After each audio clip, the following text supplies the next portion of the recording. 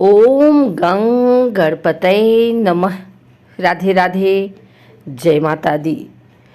आप सभी माता बहनों पर दशा माता की असीम कृपा बनी रहे, अखंड रहे सौभाग्य।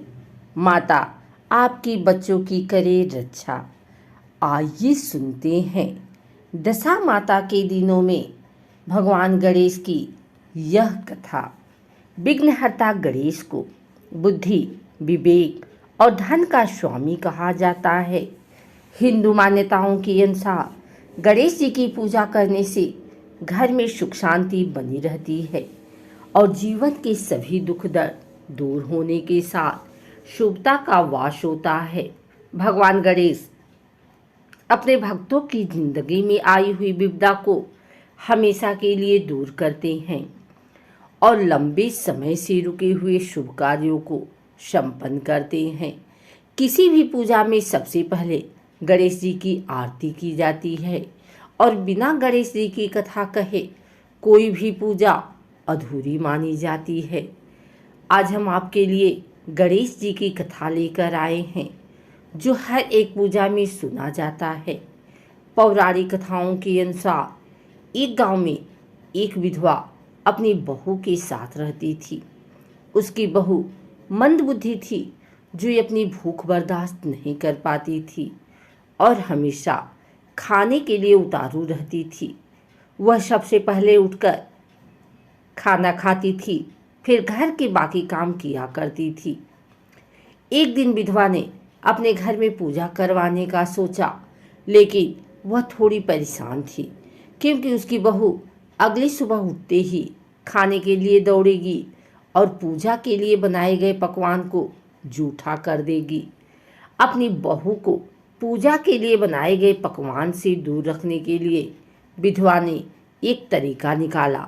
पूजा वाली सुबह उसने एक मटका लिया और उसके नीचे एक छेद कर दिया और अपनी बहू से बोली कि आज पूजा है, इसीलिए खाना खाने से पहले पानी भर के ले आओ। बहू भी चालाक निकली। उसने देख लिया था कि विधवा ने मटके के नीचे छेद कर दिया है, इसीलिए वह अपनी साड़ी में आटा बांधकर पनघट पर चली गई। वहाँ उसने आटा निकाला और कुएं के पानी की मदद से बाटियां बनाने लगी। कुएं के पास ही एक शमशान घाट था जहाँ चिता जलाई जा रही थी। बहू ने उसकी आंच में अपनी बाटियां सेक ली। उसकी बाटियां सूखी तो वह पास में ही गणेश जी के मंदिर चली गई जहां गणेश जी को किसी ने चोला चढ़ाया हुआ था। उसने देखा कि गणेश जी की टोन पर घी लगा हुआ है। उसने उस घी को अपनी बाटी पर लगा लिया और उसका भोग गणेश जी को लगाकर वह बाटी खा ली और घर वापस चली गई। बहू की इस हरकत पर गणेश जी को बहुत गुस्सा आया और उन्होंने गुस्से में अपने नाक पर उंगली चढ़ा लिया। जब गांव वालों ने देखा कि गणेश जी ने अपने नाक के ऊपर उंगली चढ़ा लिया है तो उन्हें मनाने के लिए बहुत जद्दोजहद किया गया, लेकिन गणेश जी ने तो अपनी उंगली वापस नहीं उतारी। जब यह बात राजा को पता चली तो राजा ने बड़े बड़े पंडितों और ज्योतिषियों को बुलाया और हवन करवाया, लेकिन गणेश जी फिर भी नहीं माने। सब बहुत चिंतित थे।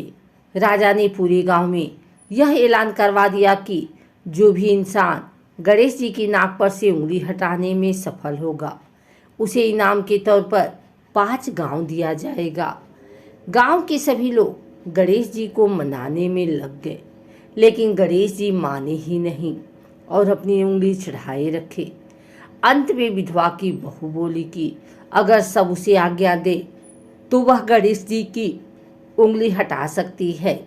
उसकी बात सुनकर विधवा हंसने लगी और बोली कि जब बड़े बड़े विद्वान कुछ नहीं कर पाए तो वह कैसे गणेश जी को मना पाएगी।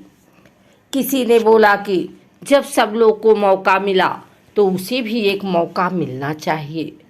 फिर सभी लोग बहू को एक मौका देने के लिए मान गए, लेकिन बहू ने एक शर्त रखी। उसने कहा कि उसके घर से लेकर मंदिर तक पर्दा बांधा जाए। सब लोगों ने सोचा कि इतना कुछ तो हो ही चुका है, तो पर्दा बांधने में क्या जाता है। बहू के अनुसार उसके घर से लेकर मंदिर तक पर्दा लगाया गया। बहू ने अपना दिमाग लगाया और वह अपने पेटकोट में मोंगरी छिपाकर मंदिर चली गई। मंदिर जाकर उसने गणेश जी से बोला कि मैंने आपके तोंद से जरा सी घी क्या ले लिया, आपने अपने नाक पर उंगली चढ़ा ली, अब नाक पर से उंगली हटा रहे हो, या दूं एक मोंगरी कि अभी आपके टुकड़े टुकड़े हो जाएंगे। बहू की यह चेतावनी सुनकर गणेश जी थोड़ा डर गए और उन्होंने सोचा कि यह तो पूरी पागल है, कहीं सच में यह मुझे मोंगरी ना मार दे। गणेश जी ने बिना सोचे समझे अपनी नाक पर से उंगली हटा ली, जिसे देखकर गांववासी खुश हो गए और बहू का जयकारा करने लगे। राजा के ऐलान के मुताबिक बहू को 5 गांव इनाम में दिए गए। यह कथा सुनकर लोग गणेश भगवान से ही यह मांगते हैं कि वह भी उस बहू की तरह सबकी बात मान जाए और उनकी मनोकामना पूरी कर दें। अगर आपको हमारी वीडियो अच्छी लगी हो तो इसे लाइक करें, कमेंट करें, शेयर करें। हमारे चैनल को सब्सक्राइब करके बेल नोटिफिकेशन ऑल पर सेट कर लें, ताकि आगे आने वाली वीडियो सबसे पहले आप तक पहुंच सके। धन्यवाद।